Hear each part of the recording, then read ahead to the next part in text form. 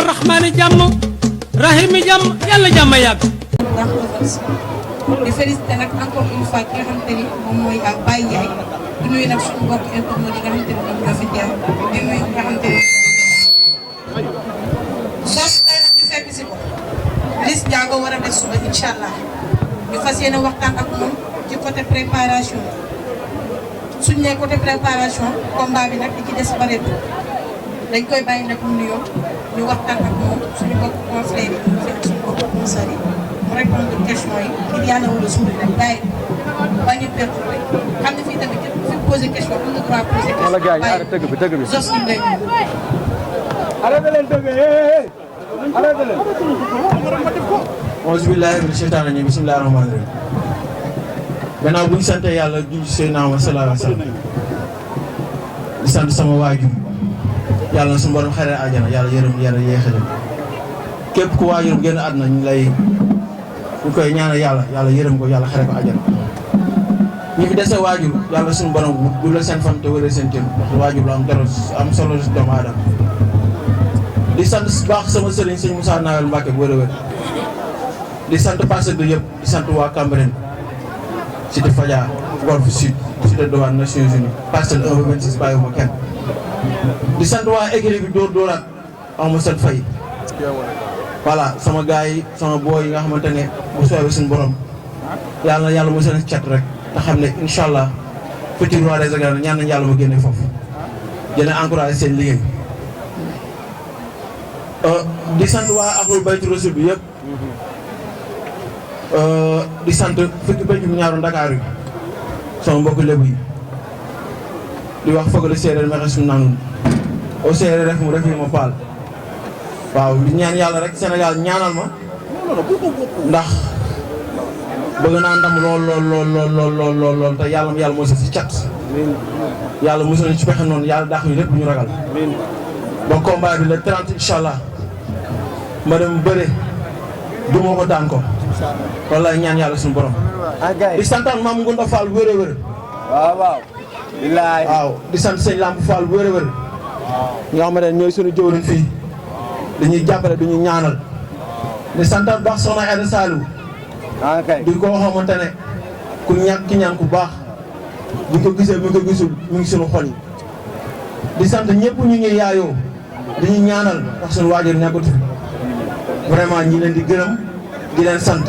ñi fi nekk ñëpp Parcelles boo xoolee ay frères et sœurs lañ looloo neex biir Parcelles boo xoolee ñoom ñii ñëpp ñu toog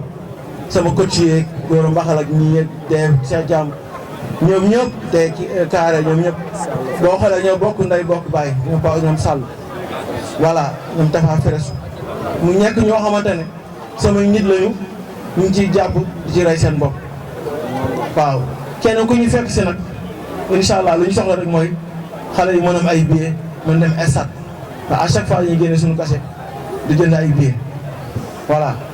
soxla wuñ ko yëg dërëm jox ñu wool Alburax jënd fa ay billets jox ñu ko incha allah di waxaat Alburax seen événement bi yàlla nekk événement bu dàq si événement yi te yàlla suñu borom même si ndam jërëjëf. am na solo 3 jours de combat Zoss bi côté préparation yi pare nga wala pare nga te instant bi fan waaw fi ñu toll rek mooy pare nañ ci lépp ci xeex ci bëri waaw ko ci def duñ teg lu métti ñu koy nangu ko ci kaar duñ teg lu métti ñu koy nangu vraiment ak yeneen kër yi ma am ci côté musculation ci côté aikido ci côté coach MMA di jaar baax met Dame Seck waaw le président Kane nga xamante ne aussi le coach bi yaay aussi ñu lay bëggee di la ziar baax a baax ñu la woon ne li ñuy jàng ci xeex bu soobee yàlla bu ñëwee ci làmb bi nañ ko répété loolu lañu soxla bu bëree ñu bu xeexee ñu duma ko bëri ñu daan ko incha allah. nga jël xale boo xamante ni macha allah dafa am fu mu toll nga taxaw ne xale bu prouvé da nga koy may chance bëgg dem boo jaay nga may Ada Fass mu échoué tey ngay jël ki nga xam te ne moom mooy Liss Ndiago est-ce que combat bi détermination bi nga am ñëpp gis nañ ko mais combat bi da nga ne da nga décidé ñu gis ko Zoss bu décidé rek dañuy gis ne est-ce que combat bi mën nañoo gis ne mu nekk combat boo xamante ni mën nga cee def exploit envers. yàlla boo gis leneen yàlla nañ gis rek lu baax bañ a gis safaan bi ndax combat bu ne dañ koo décidé amul benn combat bu ñëw décidé wuñ ko combat yëpp lañ décidé pour gagner juste que rek dama yàgg a may chance du léegi ndax fierté ci di encourager jeunes yi ndax combat yi de moo ko war a daan ndax mu jël chiffre sama booy yi daal di bëri ak ñoom voilà parce que Talfa gi nii c'est un grand champion Tapha Mbeur c'est un grand champion Niang Ballo c'est un grand champion Giro Seras c'est un grand champion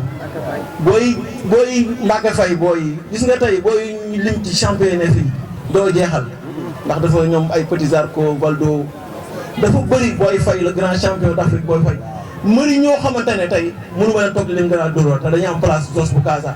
bëri ba am gala place yu làmb ji di gërëm sama doom ndey Ndoura vraiment am sa fay am ñoo xamante ne dañu war a def ay preuve làmb ji da ko mën a lu mu laaj dañ koy def mun leen ko làmb ji dafa nekk làmb bu ma respecté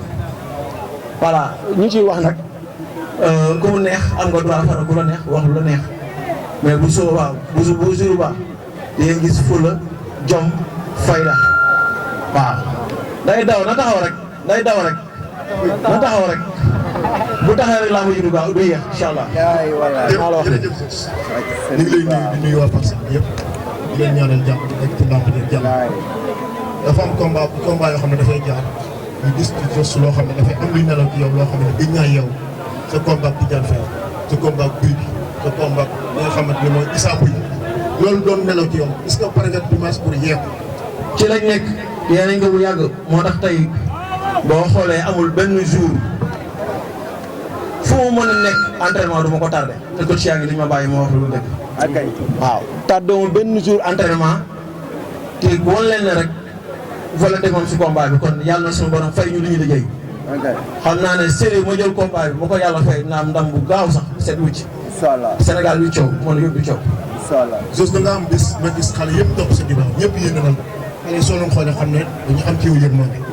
tey ki ngay bëreel nekk génération ñoom Tapha Mbeur daan na ko ndax Tapha jox na la kele bi nga xam ne moom la daanee Liss Ndiago. yàgg na moom loolu ma njëkk a jox boo gisee sànq Tapha Mbeur rek laay nekk entraîné nañu lu bari di xeex voilà combat bi boo xoolee contact bi sax bëriwul lu ci bëri sado la xeex technique voilà parce que dafa lu ñu war a wane ci làmb ji te bu soobee yàlla ñaan nañu yàlla wane ko waaw. daan Liss Ndiago fan la war a mën a yóbbu Zoss. non fu mu mën a yóbbu mooy gëj naa am victoire am naa victoire rek mais yaakaar naa ne dama ko ne daan naa ko ci làmb ji duñ ne daan naa ko ñu ko ëpp kii bu doon palmarès laay xool du ma ko jël nee naa la bañ a soxor mu nekk rak nekk koo xamante ne aussi su ma soxoroon du ma ko jël vraiment parce que boo xoolee mbër yëpp c'est des soutiens de famille voilà partie de rien du tout donc amul sens ba dem jël koo xamante ne nii tey mos na xaalisu làmb ba pare man di ko jël loolu moo tax ma fierté jël ko comprendre nga voilà rakk la rek te rakk rek lay mos a nekk quoi voilà. jërëjëf Zoss ñu ngi lay nuyu bu baax di la siyaar di la bëgg Zoss ngay bëree xale bu mel ne Liss Ndiago xale bi am engagement décidé ci combat bi kii wax ak yow mi ngi nii xaw ko xale bi décidé xale boobu ngay signature ak moom mu ne la li ma yor boo ci tegee sa loxo ma tagg ko mu mel ne loolu dafa am lu mu def ci Zoss saa su ne boo ñëwee loolu da ngay wan ne loolu daf la metti est-ce que loolu boo ko indaalee ci làmb ji munoo am déception ci combat bi. non man bëgguma ko may défier moo tax. ok da la défier. loolu laa mel. ok parce que làmb yoru amul paaga ba ciy dagg. waaw làmb amul jaasi wala paaga làmb dóorante la. mais est-ce que du psychologiquement la bëgg a dox sa maay. waaw moo tax ma ne boo ma défier rek. boobaa nga may am loolu laa mel. macha allah ñu gis. voilà Liss Ndiago ay combat yu mujj dafa dóor Naar Sogas mu daanu. bu ñëw xeex ak Pokola Baldé gis nga ni mu mujjee. te Zoss ay combat yu mujj xeex bi moo koy ñàkkaloo te gis nañ sa diggante ak Aliou Seye 2 bi nga ñëw yaa ngi Arafas xeex bi bëriwul mais da nga ñëw mu jeexee ci bëri est-ce que ñeme nga taxaw samp jaaga ak Liss Ndiago bi dóor Naar Sogas mu daanu. non ñeme nga moom bu ma ko wax. waaw bu wax ñeme nga parce que man xeexkat laa. waaw. bëri loolu laay def pendant plus de 20 ans. waaw kooku boo ko wax ñeme nga wala ragal nga loolu du wax. mais Liss ay combat làmb dafa nekk sport bu naturel maa la koy wax. waaw. yàlla côté mystique. waaw boo xamante ne da ciy jouer sur un rôle très important. ok voilà donc dañuy ñaan yàlla su rek yàlla ànd ak ñun. ok mais ñebe nga taxaw ak di dóor a dégg moom. ok ku taxaw Tapha Tine dóor a dégg moom. waaw yaakaar naa amul ku muy sóoraale si ay dóor. te loolu bu ma sa ciy wax parce que day mel ni bu li ngeen ma ci posé question moo ci wax mais bëre dóor lañu wax nee naa leen bëre dóor lañu wax waxuñu bëre sem. voilà kon il faut préparer tout dóor ak xeex ak bëre. ñu wax ne xeex bi Liss moo avantage wu yow bëre bi nga avantage wu loo ci wax. man avantage jox ma avantage sax jógu ma. ah léeg-léeg dañ bàyyi rek ku ne nañ jox leen avantage ba jour boobu moo ne lu ma liggéey. macha allah jaajëf. Zoss maa ngi lay nuyu di la siyaar Zoss ku xam Zoss xam ni dafa aay ci combat tay bu dee Zoss prépare le Diouf dañ koy jël ci jamono yu ne tay bu dee sa digganteeg Boy Sey sa digganteeg Bathie Seras sa digganteeg Issa Pouye tey important combat bi nga xam ne jël nga ko tey ndax dañ ne bu lamb waxoon dëgg est-ce que tey Zoss war na bëri ak ki nga xam mooy Liss Ndiago jël nga combat bi coow li bëri na enjeu bi bëri na xam nga important combat bi ak après lu mu mën a def ci carrière Zoss ci biir combat bi. waaw mooy dama war a prouver rek mooy comme li nga wax moo am solo bu daan naa fi ku ne normalement bu ñu demee bu ma naan Zoss Liss Ndiago normalement dama ko waroon ñëw rek warax bu doon tànku ceeb benn tànku ceeb féet laa koy def mu jàpp normalement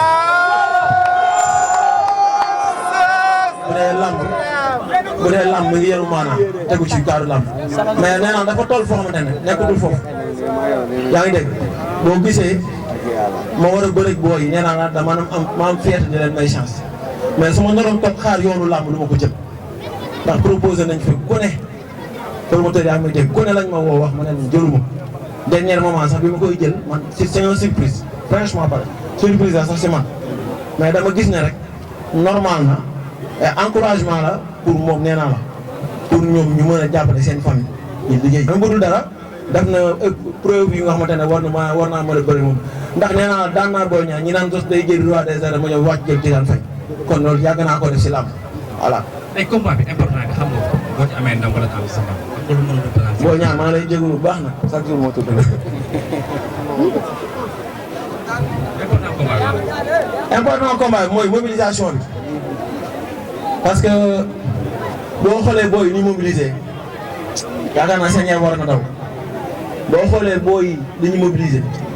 dama leen di xool barke alxuraan sama rongo ñu fi lay toll parce que billaahi wallaahi taalaahi te saa su ne rek booy yi nii xam nga ñuy taxaw ci jàpp ñu rey seen bopp keroog boo gisee photo joie bi booy li ñu def fii da nga naan déedéet vraiment organisé ko organisation bu door yoon xam nga ba promoteur bi sax woo ma ne ma kontaan naa xam nga tey kontaan naa bi mu wax nii tey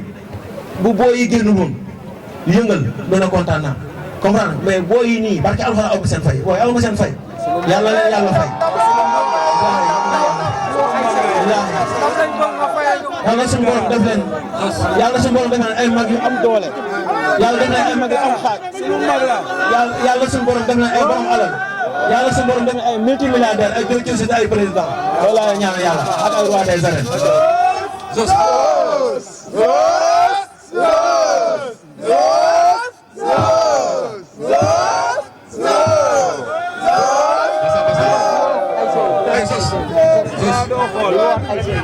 Zoss dernière question ndax Zoss combat bi dañu gis parcelle li mu yaatu écuries yi bëri fi nekk xale yi kese lañ fi gis est-ce que amul tamit lu mën a def pour sa préparation par rapport ak bëri ma yéen aussi war nañu soutenir jàppale ci journée bi. waaw non loolu moom tàmm naa ko quoi. boo xoolee man moom daw ma peloton quoi gëw ma peloton gëw ma yéen affaire chaque jour man booy yenn saa yi même soo amee contentieux ak ñoom loolu laay jot ak ñoom. ndax su ma jógee si combat dama am liggéey yi may def ci àll bi liggéey yi may def ci bitim réew dama leen naan chaque jour booy toog leen ngeen gëm seen bopp ndax écurie bi seen écurie la écurie bi mënoo ci génnee ñang baala mënoo ci génnee dafa mën mënoo ci génnee talfa mënoo ci génnee fii de libre mënoo ci génnee jërëjëf Séras ñoom ñooy fitiru ëllëg bi bu dee waxante dëgg rek dëgg neex yàlla yaa ngi dégg ñoom ñooy fitiru roi wu écurie bi est-ce que dégg kon ñoom su ma leen gisee rek sama xol sedd na su ma ñoom bébé garga su ma leen gisee rek sama xel sedd na yaa ngi dégg soxlaa ma leneen wax dëgg yàlla nii laa tàmm dundee may formé équipe ñaari nit ñoo fi nekkoon muy jëf jël sama xarit boobu ak Daouda Camara teew ak mbës yaa ngi dégg waaw su ma gën a bees bi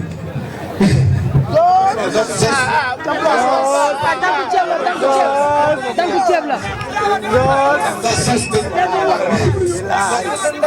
yoo génn sànq sa biir wax nee nga lamb ji li nga si contact sa bëriwul li nga si takk gaa moo ko ëpp te jël si fekk naa la fi si Venezuela bi nga ni Liss Ndiago mënul wax a wax ba du xeex te mënul wax a wax ba du ko dóor mu daanu fan nga teg loolu da nga jàpp ne Liss mënul xeex wala dafa am lu nga déewal lan la. oh dama ne maa ngi ñaan yàlla may ma ndam su ma ko mënee dóor mu daan naa ko ne su ma mënee xeex du ma ko daan bëri ko daan naa ko ne lamb la rek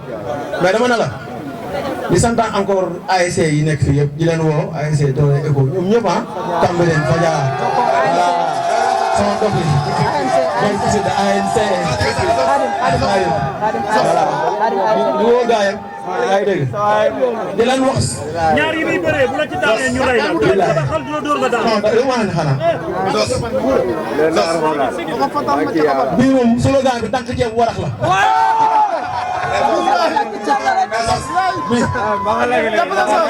di leen gërëm di leen sant ah. mais tamit dafa am loo wax sànq nga ni combat bi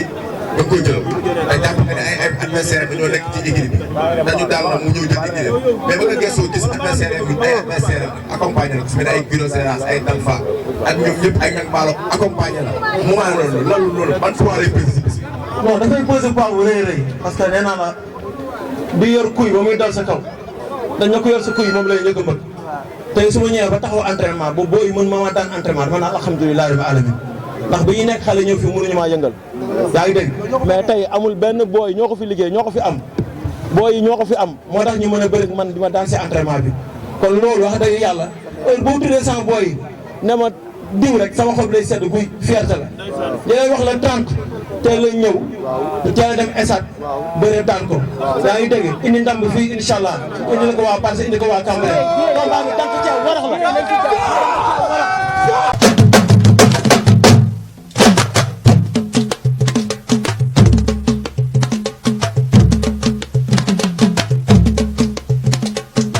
bismillahi jàmm rahmaani jàmm rahimi jàmm yàlla jàmm yàgg